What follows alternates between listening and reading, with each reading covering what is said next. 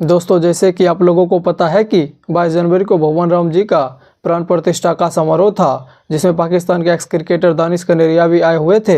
हालांकि हम आपको बता दें कि दानिश कनेरिया धर्म से हिंदू हैं। तो आइए देखते हैं इस पर पाक मीडिया और पाक पब्लिक का क्या कहना है। क्या आप अयोध्या के बारे में जानते हैं? अयोध्या राम मंदिर बना है, इंडिया के अंदर बहुत बड़ा मंदिर बनाया गया है, जिसके अंदर साइंस, टेक्नोलॉजी और उन्होंने अपने मजहब को भी साथ लेके चल रहे हैं। तो इन सारी चीज़ों को कैसे देखते हैं आप? बेसिकली ये जो स्टेप उठाया गया है, ये हिंदुत्व का जो नज़रिया है उसी को आगे फलने फैलाने के लिए, उसी की बेसिस को मजबूत करने के लिए ये काम किया गया है। अदरवाइज़ जो भी अब इसका नारा लगाया जाए कि ये साइंस, टेक्नोलॉजी या जो भी है, बेसिकली तो ये हिंदुत्व का नज़रिया है।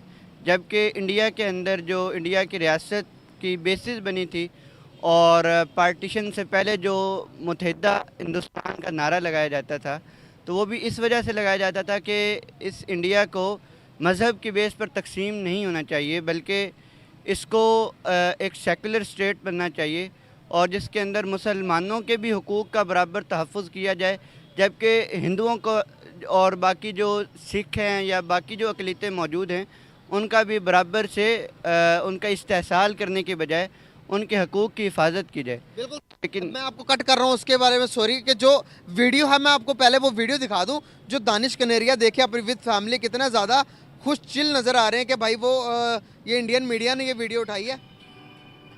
रामलला के आने की खुशी जितनी भारत में है, उतनी ही खुशी पाकिस्तान में मनाई जा रही है। अयोध्या के राम मंदिर में आज प्राण प्रतिष्ठा का कार्यक्रम पूरा हुआ। प्राण प्रतिष्ठा का जश्न देश के हर कोने के साथ साथ दुनिया के हर कोने में मनाया गया। ये जश्न सिर्फ भारत तक सीमित नहीं है, दुनिया भर के हिंदू इस पल की खुशी मना रहे हैं। पाकिस्तान के राम मंदिर में भी इस खास मौके का जश्न मनाया गया, जिसमें क्रिकेटर दानिश कनेरिया भी शामिल हुए। कनेरिया ने एक वीडियो शेयर किया है जिसे देखकर लगता है कि कराची भी राममय हो गया है। दानिश कनेरिया ने कैसे देखते हैं? जब आप मज़हब के नाम पर एक्सट्रीमिस्ट हो जाएं, चाहे वो इस्लाम का मज़हब हो या चाहे वो हिंदुज़म का मज़हब हो या कोई भी मज़हब हो, आपको जिस तरह पता है कि हर मज़हब जो है वो अखलाकियात का और इन चीज़ों का दर्स देता है और अपने जो भी स्टेट अगर बनाएं तो वो अपनी अक़लियतों की हिफाजत के लिए उसके अंदर पूरा सिस्टम मौजूद है। तो ये मुसलमानों के ख़िलाफ़ ज़्यादती की गई है इंडिया के अंदर।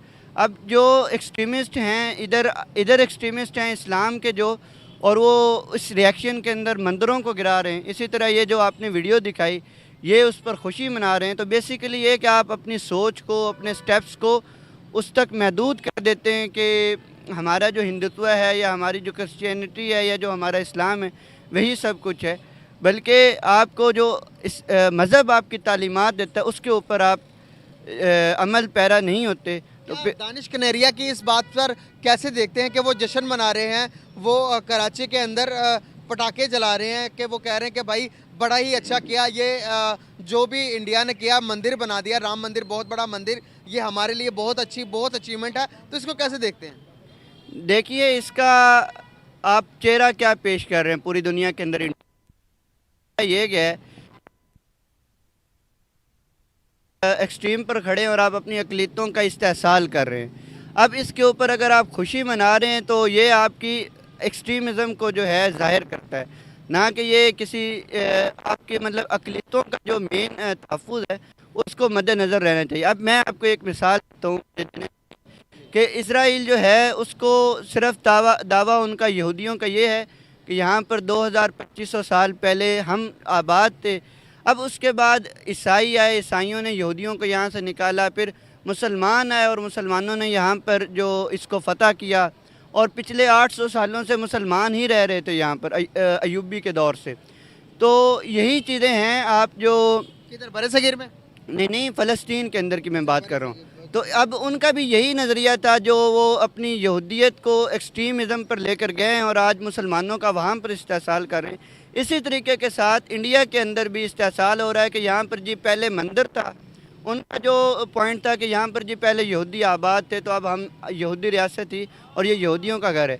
जबकि यहाँ पर भी इंडिया में भी वही केस सामने आ रहा है। तो बेसिकली ये जो आपकी मज़हब के ऊपर एक्सट्रीमिज़म है, इसको ख़त्म होना चाहिए, बल्कि जो सही तालीमात हैं आपके मज़हब की जो अखलाकियात का दर्स देते हैं उनके ऊपर अमल होना चाहिए, अमल पैरा होना चाहिए आपको। मैंने जहां पर आपकी सारी बातों का जो कैलकुलेशन निकाला उसके मुताबिक अगर मुसलमान जो चीज़ करे वो सही है, अगर नॉन मुस्लिम कोई करे तो वो गलत है। मैंने वो ये इस तरह की चीज़ें अखज़ की, अगर मैं गलत भी हो सकता हूँ, लेकिन मैं आपको एक बात बताना चाहूँगा। देखें, हम मजबूत थे आप सल्लल्लाहु अलैहि वसल्लम के टाइम के अंदर, यरूशलेम हमारे पास था, तो हमने कहा कि भाई बहुत अच्छा, मुसलमान सबसे अफजल, सबसे ऊपर आगे। लेकिन जब आज देखें यहूदी दोबारा स्ट्रॉन्ग हो गए, यहूदियों के पास था। अब एक और भी हमारे सिपह सलार आए थे जिन्होंने दोबारा से सुल्तान अयूबी के टाइम के अंदर यरूशलेम हमारे पास था, क्योंकि हम ताकतवर थे। आज हम ताकतवर नहीं, वो उनके पास चला गया। दुनिया की यही बात है भाई, जब आपके पास पावर रहती है तो आपके पास हर चीज़ आपके पास रहती है।